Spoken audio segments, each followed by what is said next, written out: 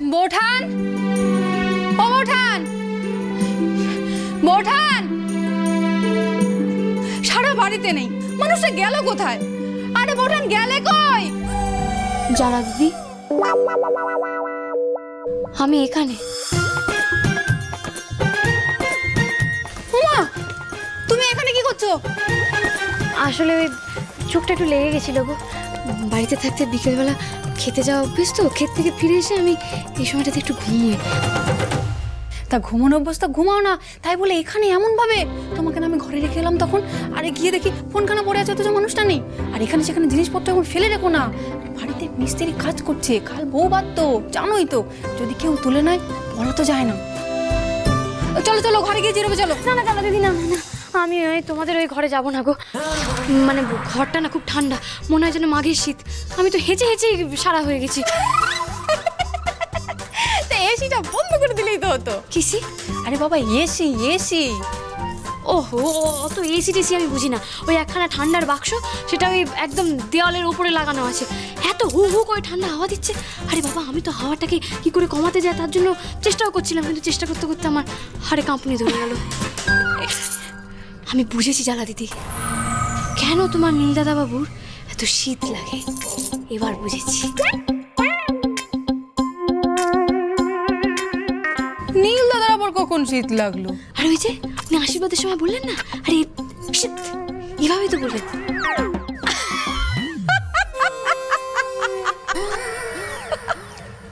ওটা শীত কেন হতে যাবে? ওটা তো শীত, শীত ওটা ইংরেজি কথা। নীল দাদা ও তো কথায় কথায় বলে। এই কেমন ইংরাজি শব্দ বুঝি উনি কথায় কথা বলেন? মানে কি? শীত মানে শীত কেন? শীত কেন জানো না? নাক শীত কেন বাবা, ওরা ইংরেজিতে শীতটা বলে, কিন্তু কানোটা আর বলে না। ঠিক বলেছো দাদা দিদি, এইবার আমি বুঝতে পারছি।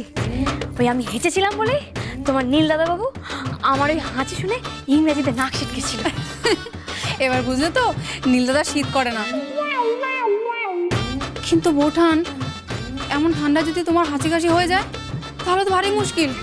আজ নয় কাল রাত্রি, কিন্তু কাল থেকে তো তোমাকে নীল দাদার ঘরেই থাকতে হবে। আর নীল দাদা এক মুহূর্ত এসে ছাড়া থাকতে পারে না, সারাক্ষণ জোরে জোরে এসে চালিয়ে রাখে। তখন কি করবে বলো তো? কি করবো বলো তো? হ্যাঁ, আমায় না ডাকছে, আমি আসছি বুঝলে। আরে দূর, এই যে এটা সামনে লাগবে বুঝলে। হে বাবা পঞ্চানন, সত্যি তো এ তো ভারী সমস্যা। শেষে কি নিউমোনিয়া হয়ে মরবো নাকি? ঠাকুর, তুমিই পারবে বাঁচাতে। এক কাজ করো, এই নীলবাবুর মাথা থেকে এই গরমের বাতিকটা তুমি নামিয়ে দাও তো দেখি। কি বলছেন আপনি আমার নামে? হ্যাঁ, আমার গরমের বাতিক আছে মানে? কখনো শীত, কখনো ঠান্ডা, কখনো গরম। আপনি আমার পিছনে কেন পড়ে আছেন?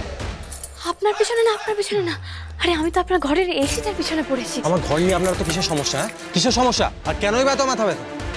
জালা দিদি বললো কাল থেকে আপনার ঘরে থাকার ব্যবস্থা থাক। তাই তো, এটা তো আগে খেয়াল হয়নি। কাল তো ফুল সজ্জা, কাল থেকে এই মেয়েটা আমার ঘরে থাকবে নাকি?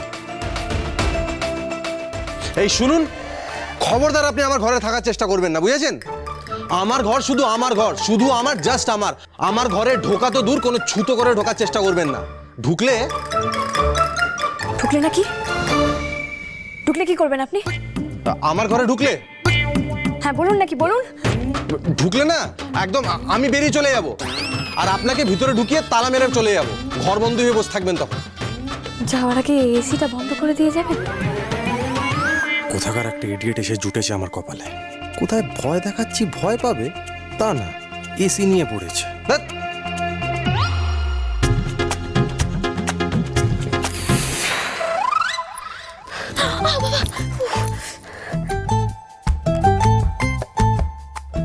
ওনার নীল নামটা কে দিয়েছিল কে জানে? ওনার তো নাম হওয়া উচিত ছিল লাল, সব সময় রেগে লাল।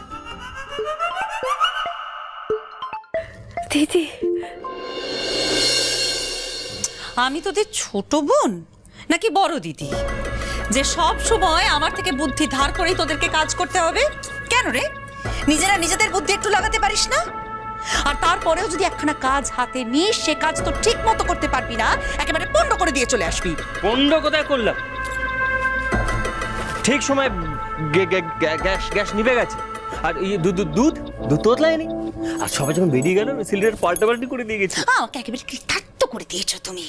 তা লোকজন যদি বুঝেই যায় যে সিলিন্ডার আগে থেকে পাল্টাপাল্টি হয়ে গিয়েছিল, তাহলে আর এইসব করে লাভটা কি হলো? আরে বাবা শৈল, তুই তো জানিস মন্টুটা চিরকেলে আকার।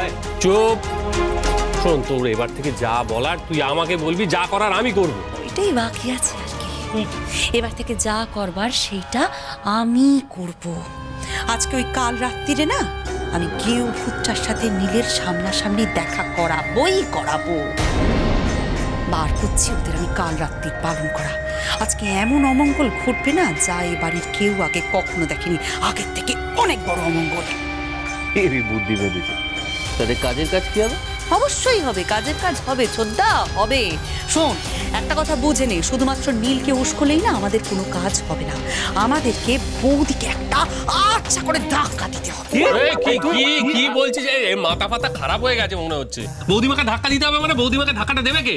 তাই না তাই, আর ধাক্কা মারতে যাবো কেন? তাই বৌদিমা হাত পা ভেঙে পড়ে থাকবে। শোন শোন শোন, একটা ভালো কথা বলবো, যদি ধাক্কাই মারতে হয় না, ধাক্কা মারবো সন্ধ্যাকে। একদম ঠিক কথা। এমন ধাক্কা তো সারাক্ষণ বিছানায় লেটে থাকবে। এ দুই আকাট, এই ধাক্কা মানে সেই ধাক্কা নয়, এই ধাক্কা হচ্ছে বৌদির মনে, বৌদির চিন্তায় ধাক্কা দেওয়া। আমাদেরকে একটার পর একটা এমন ঘটনা ঘটিয়ে যেতে হবে যাতে বৌদি মানতে বাধ্য হয় যে এই মেয়ে সন্ধ্যা সে সত্যি সত্যি অমঙ্গলে, এবং এই মেয়ের সাথে আমাদের নীলের বিয়ে দিয়ে সে যে একটা মস্ত বড় ভুল করেছে এই কথা একেবারে ছেনি হাতুড়ির বড়ি দিয়ে তার মাথায় গেঁথে দিতে হবে। আমি সেই ধাক্কাটা বুঝিয়েছি। হ্যাঁ, কিন্তু আমি একটা কথা বলবো, বৌদিমা মন থেকে স্বীকার করবে, কিন্তু মুখ দিয়ে কিচ্ছু বলবে না। বলবে না, আজ বলবে না, কাল বলবে না, কিন্তু তারপরে দিন ঠিকই বলবে। তাই আজ কাল রাত্রিরে না ওই নীলের সাথে সন্ধ্যার দেখাটা আমাকে করাতেই হবে। একদম ঠিক কথা বলেছিস, আমি আছি তোর সঙ্গে। কি? আমি তো সব সময় আছি তো, আমি আছি। খুব কষ্ট হচ্ছে রে দিদি। কষ্ট তো আমাদেরও হচ্ছে রে, জানিস বাড়িটা কেমন খাঁ খাঁ করছে, তবু আমি কি কাঁদছি? এই কষ্টের পাশাপাশি একটা আনন্দও আছে। আমার বোনের কি সুন্দর একটা সংসার হয়েছে। তারা তারা তারা তো খুব খুশি রে তোর জন্য। তারা ঠিক আছে তো রে দিদি? খুব ঠিক আছে। ওখানে যাওয়ার পর থেকে তো কথা বলার জন্য সময় পাচ্ছে না আমাদের মেয়ে। কেন? কেন আবার? দেখ গিয়ে ওই যেই ছেলেটার জন্য গেছে ওখানে, তার সাথে হয়তো চুটিয়ে প্রেম করছে। ফোন করে একবার একটা আমার খবরও নেয়নি মেয়েটা। মনের মানুষ পেয়ে আমার আর মনে নেই ওর। আমি যে তোকে ফোন করলাম, আমি বুঝি কিছু নই? হ্যাঁ, যে ফোন করেনি। আমি ফোনটা রাখছি তাহলে। না রাখবি না, দাঁড়া। হে দিদি, মা কেমন আছে রে? মা ভালো আছে। কি করছিস এখন? কি আর করবো, ঘরের বাইরে বাইরে ঘুরে বেড়াচ্ছি। সে কি রে, কেন? বলিস না দিদি, এখানে ঘরগুলো খুব ঠান্ডা রে, মনে হয় হিমালয়ের বন্ধুতে বসে আছি। ইস, আর ঠান্ডা নিয়ে গল্প দিতে হবে না। আমরা এখানে গরমে মরছি, আরও ঠান্ডা নিয়ে নালিশ করছে। আচ্ছা শোন, অনেক হয়েছে। যেটার জন্য ফোন করেছিলাম, মা বলে দিয়েছে তুই তো কিছুই নিয়মকানুন জানিস না। আজকে কাল রাত্রি কোনোভাবে নীলের মুখ দেখা চলবে না। আজকে কিন্তু বরের মুখ দেখা মানে অকল্যাণ। মরে গেলেও কিন্তু নীলের মুখ দেখবি না, ঠিক আছে? চোখ কান সব খোলা রেখে, ঠিক আছে? আজকে ওই কাল রাত্রিতে নীলের সাথে আমি সন্ধ্যার দেখাটা করাবো। আর তোদেরকে যেটুকু করতে বলেছি, ওই যে বলেছি না যে নীলকে তোরা সব সময় উস্কিয়ে যাবি, সেই কাজটা কিন্তু তোরা চালিয়েই যাবি। সে বৌদি যতই নীলকে ঠান্ডা করবার চেষ্টা করুক না কেন, তোদেরকে নীলকে উস্কিয়ে যাওয়ার কাজটা করে যেতেই হবে। বোঝা গেছে?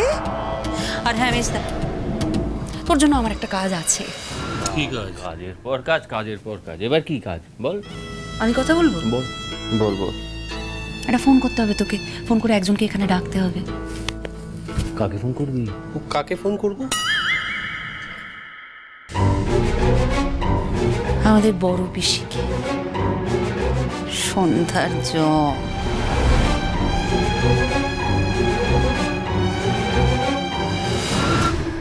আরে ও বিজুরি, আরে একা একাই বকবক করবি, আমাকে একটু দিবি না কথা বলতে? সন্ধ্যা, সন্ধ্যা কেমন আছিস মা? আমি ভালো নেই মা। খুব তো ওদের কথা মনে পড়ছে। ও মা, এরকম কেন হয় বলো তো? এটাই তো মেয়েদের নিয়তি রে মা। দেখবি এরপর সব ঠিক হয়ে যাবে, তখন দেখবি আমাদের থেকে তোর শ্বশুর বাড়িটাতেই মন বসে গেছে। কত বড় বাড়ির বউ হয়েছিস বলতো, যাকে ভালোবাসিস তাকে পেয়েছিস, এটা কজনের ভাগ্যে হয়।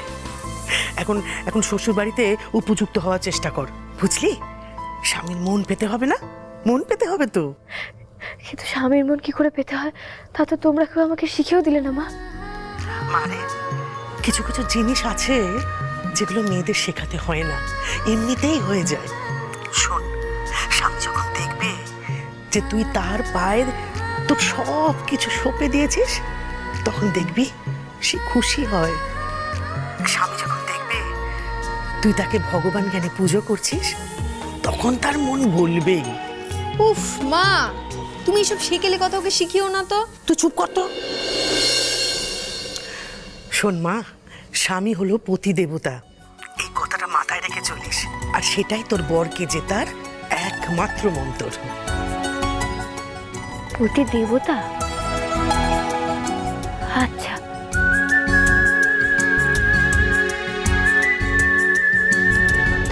দেবতা? বাবা পঞ্চানন। সন্ধ্যা তারা, সন্ধ্যা তারা, চলো চলো চলো চলো চলো পাল্টাই।